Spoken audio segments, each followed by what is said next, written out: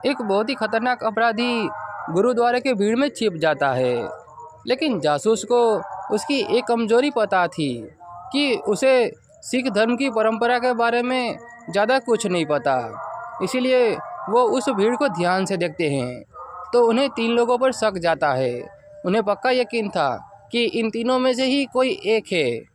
सबसे पहला आदमी, उसने अपना सर रुमाल से ढका हुआ था, और दूसरा आदमी, उसने अपने सर पर पगड़ी पहनी हुई थी, और तीसरा आदमी, उसने अपने सर पर टोपी पहनी हुई थी। अब जासूस उन तीनों को ध्यान से देखते हैं और समझ जाते हैं कि इन तीनों में से वो खतरनाक अपराधी कौन है। कैसे, क्या आप बता सकते हैं? आपका टाइम शुरू होता है अब।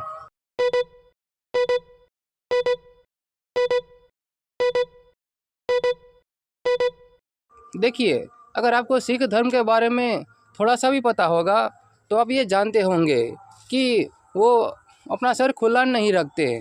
अब देखिए, जासूस को सिख धर्म के बारे में सब कुछ पता था कि सिख लोग अपना सर खुला नहीं रखते, मतलब कि अपने सर पर कुछ ना कुछ रखते हैं। जैसे कि पहले आदमी ने अपने सर पर रुमाल रखा हुआ था, मतलब कि ऐसा चलता है सिख धर्म में। और दूसरा आदमी, उसने पगड़ी पहनी हुई थी, जो कि सिख लोग तो पगड़ी पहनते ही है।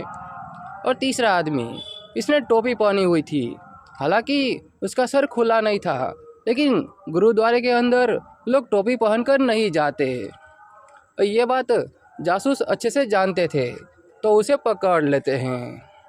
तो क्या आपको इस पहेली का जवाब पता था? तो हमें कमेंट में ज़रूर बताना। तो चलिए देखते हैं अगली पहेली।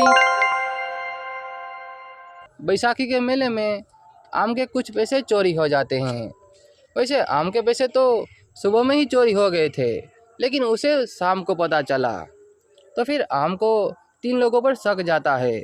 उसे पक्का यकीन था कि इन्हीं तीनों में से किसी एक ने उसके पैसे चुराए हैं, क्योंकि ये तीनों कब से उसके आगे पीछे घूम रहे थे। तो फिर आम उन तीनों से पूछताछ करता है। तो पहला आदमी कहता है, मैं तो ढोल की आवाज़ पर भांगड़ा कर रहा था, मुझे नहीं पता। तो फिर दूसरा आदमी कहता है, मैं तो अपनी फसल काटने गया था और काट कर ही अभी मैं यहाँ पर आया हूँ, मैंने आपके पैसे नहीं देखे।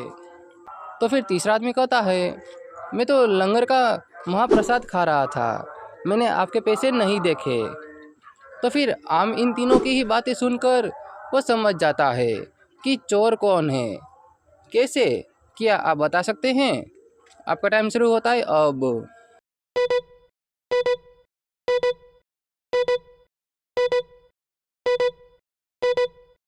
देखिए, बैसाखी का मेला हमेशा त्योहारों में होता है, और फसल की कटाई उससे पहले हो जाती है, मतलब कि गेहूं की कटाई।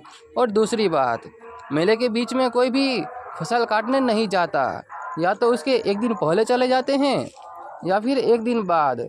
मेले में कोई नहीं जाता, इसीलिए ये बात आम समझ जाते हैं कि चोर कौन है और उन्हें पकड़ लेते हैं। तो चलिए देखते हैं अगली पहेली। बैसाखी के मेले में भांगड़ा प्रतियोगिता चल रहा था। तीन चार लोग भांगड़ा कर रहे थे और दो लोग ढोल बजा रहे थे। उनमें से एक आदमी का कुछ पैसा गिर जाता है और उसे पता भी नहीं चलता। जब भांगड़ा ख़त्म हो जाता है तब उसे पता चलता है कि उसके पैसे तो गिर गए हैं और उसे पता तक नहीं चला। तो फिर वो पास में खड़े पुलिस को सारी बात बताते हैं। तो फिर पुलिस को जो ढोल बजा रहे थे दो लोग, उन दोनों पर शक जाता है। तो फिर पुलिस उन दोनों से पूछताछ करते हैं। तो सबसे पहला व्यक्ति कहता है, मैं तो ढोल बजा रहा था, मेरा पूरा ध्यान भांगड़ा देखने में ही था, मुझे कुछ नहीं पता।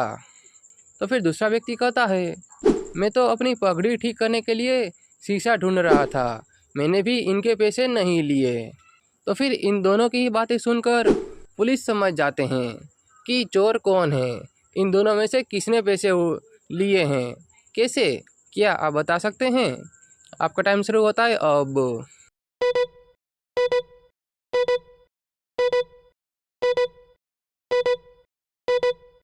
देखिए, सबसे आसान है। पहले व्यक्ति ने कहा था कि वो ढोल बजा रहा है, चलिए वो ढोल बजा रहा होगा। लेकिन दूसरे व्यक्ति ने कहा था कि वो अपनी पगड़ी ठीक करने के लिए शीशा ढूंढ रहा था। जबकि जो सच में पंजाब के होते हैं, जो सिख धर्म अपनाते हैं, उसे अपनी पगड़ी ठीक करने के लिए शीशा ढूंढना नहीं पड़ता। वो बिना देखे भी अपनी पगड़ी ठीक कर सकते हैं। और ख़ास करके मेले में तो उन्हें शीशा बिल्कुल भी नहीं चाहिए, क्योंकि इतना तो अनुभव होना ही चाहिए। मतलब कि ये व्यक्ति झूठ बोल रहा है, इसी ने पैसे लिए हैं। ये बात पुलिस समझ जाते हैं और उससे पैसे छीन लेते हैं। तो चलिए देखते हैं अगली पहेली। लगभग 1 से 3 बजे के बीच में किसी की हत्या हो गई। तो फिर वहाँ पर जासूस आम आते हैं। जासूस आम को 3 लोगों पर शक होता है। सबसे पहले उसी के घर में काम करने वाले नौकर पर, दूसरा जिसका मौत हुआ था उसी के बेटे पर, और तीसरा उसी के घर के बगल में रहने वाले पड़ोसी पर। तो फिर जासूस आम उन तीनों से पूछताछ करना शुरू करते हैं। सबसे पहले नौकर से, तो बताइए, जब आपके मालिक का मौत हुआ तब आप कहाँ पर थे? तो फिर उसका नौकर कहता है, मैं तो घर का ही काम कर रहा था, सभी लोगों ने खाना खा लिया था, इसीलिए मैं बर्तन मांज रहा था, मुझे इसके बारे में कुछ नहीं पता। तो फिर उसका बेटा कहता है, हाँ, ये बिल्कुल सही बोल रहे हैं, मैं भी खाना खाकर अपने रूम में चला गया था और अपने ही लैपटॉप में पिक्चर देख रहा था, मुझे भी इसके बारे में कुछ नहीं पता। तो फिर उसका पड़ोसी कहता है, मैं तो बालकनी में खड़े होकर इनकी खिड़कियों पर गिरे हुए ओस की बूंदों को देख रहा था, मुझे भी इसके बारे में कुछ नहीं पता, क्योंकि ओस की बूंदें बाहर से बहुत थी, इसीलिए उसके अंदर का कुछ भी दिखाई नहीं दे रहा था। तो फिर तीनों की बातें सुनकर जासूस आम सब कुछ समझ जाते हैं कि खूनी कौन है, कैसे, क्या आप बता सकते हैं? आपका टाइम शुरू होता है अब।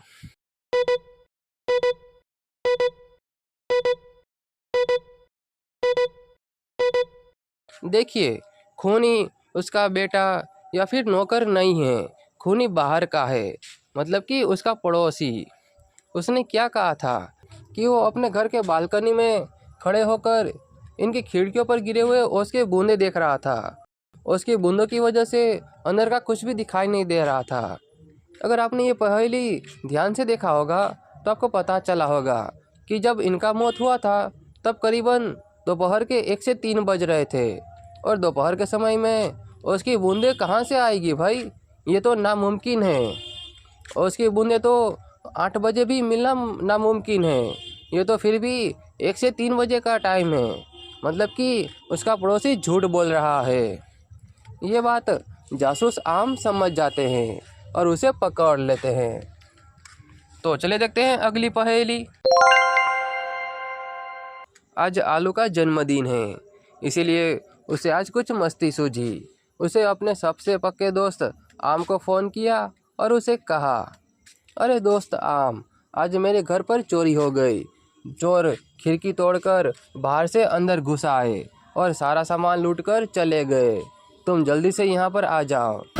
ऐसा सुनते ही आम जल्दी से आलू के घर पर पहुँच जाता है, और जब वो देखता है तो समझ जाता है कि आलू ने उसके साथ मजाक किया है।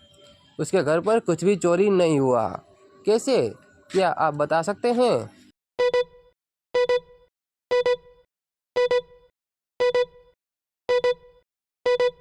देखिए, आलू ने क्या कहा था कि चोर बाहर से खिड़की तोड़कर अंदर घुस आया है, जबकि अगर आपने ध्यान से देखा होगा, खिड़की का जो कांच का टुकड़ा है वो बाहर की तरफ गिरा है, ना कि अंदर की तरफ। अगर चोर बाहर से अंदर आया होता खिड़की तोड़कर, तो फिर शीशे का टुकड़ा रूम के अंदर गिरना चाहिए, ना कि बाहर की तरफ। ये बात आम समझ जाता है और उसका मजाक पकड़ लेता है।